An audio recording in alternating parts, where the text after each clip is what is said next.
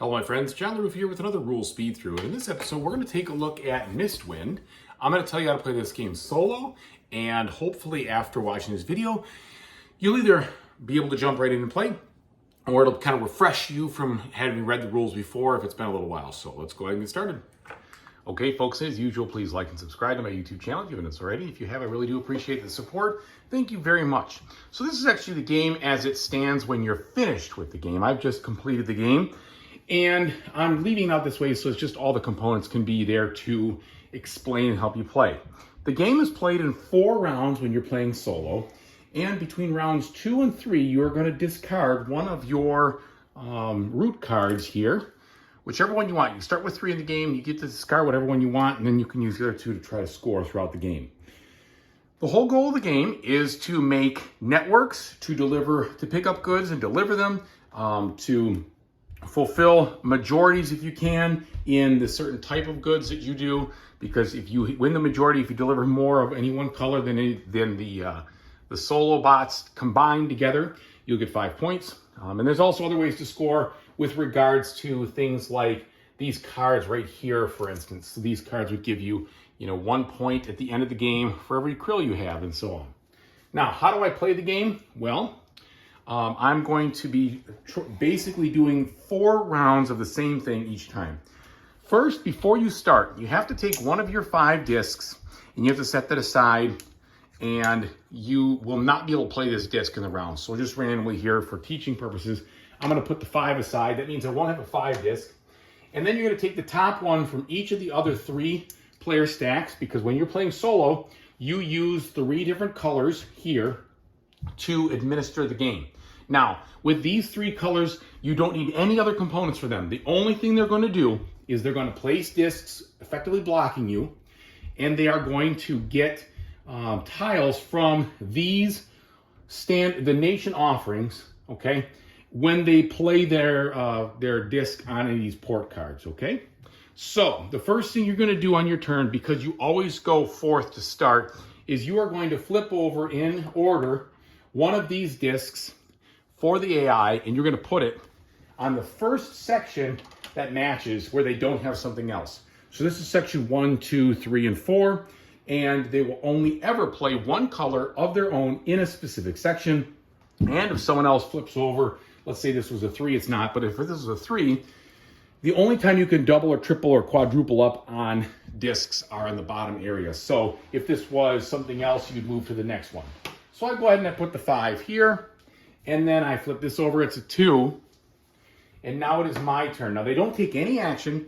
The only action they will take, if they play the 4, they will take the first player marker. That's what they will do.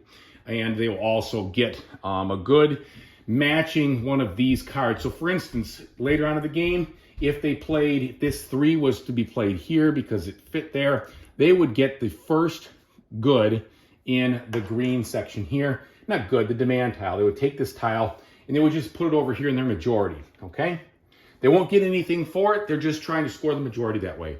Very easy to administer the AI in this game, okay? Now, what do? Well, you're going to choose any of your discs and you're going to put them on a spot of your choice, and the spot must match the number. So if I use this number 1 disc, I can effectively play it here, here, all the way over here, or on the number 1 space. Once I play the disc, I have the option to move my transport as many spaces as I want or can afford.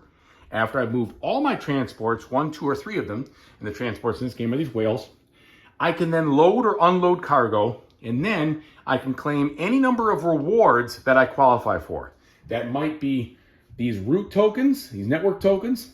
That might be a network card, like this. And that might be an achievement, like this, all right? So let's just say I'm going to play on one of these spots here. If I play there, I would get a krill, I would get a steel, and I would get 4 coins, and I would move them up on my manifest of resources down here. So I would just move them up that way. And that would be my turn for placing it down. Then I would get to move any of my whales, like I said. So for instance, I could move this whale right here, 1 space, and because there is no outpost there or another transport, I would have to play 1 krill. I'd have to pay 1 krill resource to do it. However, I can move as far as I want, and anytime there is an outpost or or another transport, I can move to that space for free.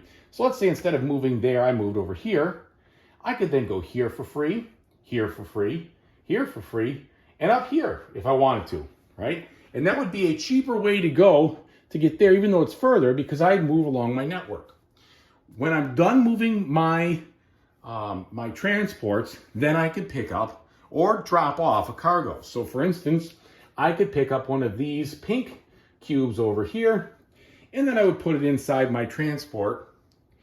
And even if I didn't move the other ones, I could potentially pick up or drop off. So let's say I had this guy over here. He's on the krill. The krill has a different space in the fact that you don't actually pick up a krill cube. You just increase your krill on your manifest of resources right here. So I would just increase that one. Okay, even if I had a cargo on my transport, I would increase that by 1. That's the difference. If I was in a spot where I could drop this off, let's say for instance on a subsequent turn I was over here, I could drop this off and I would effectively discard this to gain this demand token. And this demand token would be worth 1 point at the end of the game. Plus, since it's down in this bottom slot, I would get 2 steel or a coin, my choice. Or if I went onto one of these slots way over here and I had the right resource to drop off, this could be worth 2 points, as you can see here. All right. So that's what you're going to do on the load and unload. Then it goes to claim rewards. So to claim a reward, you have to have a full card of conditions in effect. What this means is that you have to have either a transport or a network, or an outpost, in this location, and some continuous line connecting both this spot and that spot, however you do it throughout this card.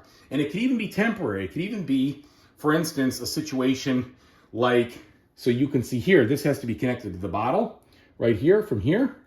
Okay, this is temporary, but it still counts. And then I have to get to that krill space. Where's the krill space? It's right here. Well, it is, in essence, all connected. So I could claim this, and I would basically flip this card, set it aside, get 7 points at the end of the game for it. If at the end of the game, I don't have it all connected, but I have one or the other partially connected, I could get 3 for it. How do you fulfill the achievements? You basically claim them for doing whatever it says. And there's a list of exactly what these achievements are in the glossary over here. All of these. You do not refill the achievements. Once they're claimed by one person, first person to claim them takes it. In this case, since it's solo, it's always going to be you if you take them. All right. And then from these standpoints over here, these tokens, these network tokens, you have to connect this spot right here to whatever it says on the token, and then you'll get the 6 points. And for instance, that would be connecting all the way through to that spot right there.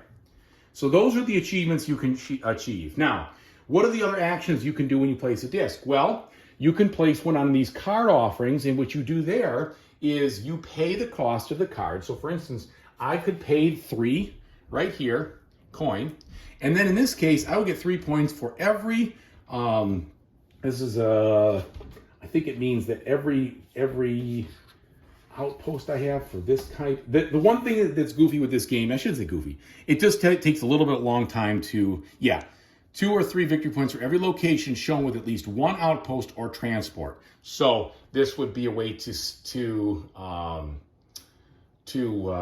get more points, okay? And you got to look those up. So this symbol means at the end of the game, there's points.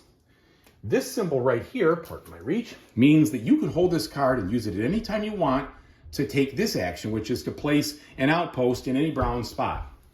This one right here is a bonus that you get for the rest of the game. Once per round, you can do this action over here.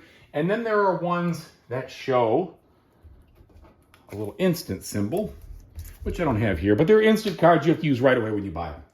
Okay, so that's how those cards work. And you do not refill the line of cards once you take the card. It remains empty, and you have to put your disc on one of those spaces, and that's empty for the rest of that turn, or that round.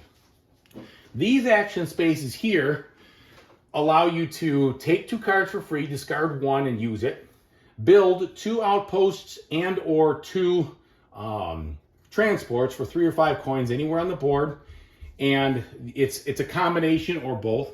This lets you move up to 3 spaces, loading or unloading at some point in that turn, not at the end or the beginning, it could be any time. This would give you the first player marker, 2 krill, and your ability to exchange any resources you want on your board with regards to wood, coin, or iron. And this lets you pay 1 coin to take the bonus action on the bottom of these ports, any one you want.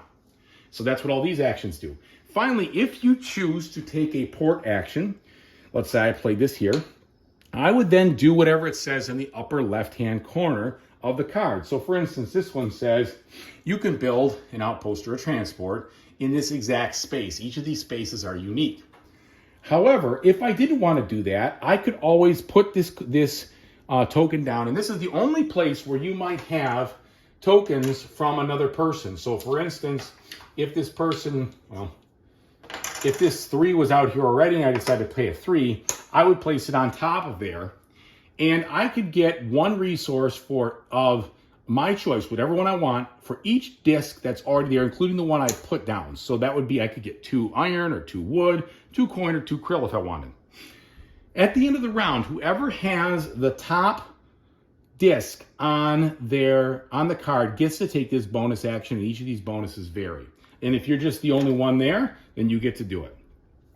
After the round is over, and luckily they give you this very nice player aid here to help you do everything you want to do. After it's over, like I said, you claim those port bonuses, you claim any rewards you might now qualify because of those port bonuses, you retrieve all your action discs, you discard all the characters, all the port cards, reveal 5 new ones, you move the round marker to the next round, and you, after round 2, you have to discard that network card. And that is it. At the end of the game, you're going to score for all these conditions right here on the card. And whoever, if in the solo game, as long as you meet the conditions, you then would win an easy, medium, or a hard victory. And as you can see here, they are written in the back. So that is really how to play. It's not a very hard game to play at all. It's pretty easy to learn. And it is a challenge to score some of those upper spots. So that's really what you're looking for. Is I was able to win an easy without too much difficulty, but medium and hard, that takes it up a notch. That's pretty much it. If you ever exhaust one of these, you're going to refill it if there are some from the stack. If there aren't, you leave it empty. Whenever you go to a town and you want to load a cargo, you always get 1 of that specific cargo, and you're only delivering into the section here or the section here, these flags or these castles. I think that pretty much covers it. So thank you so much for watching. I really appreciate it. And whatever you decide to do in the future, I always hope you have a fantastic time doing it. Take it easy, everybody.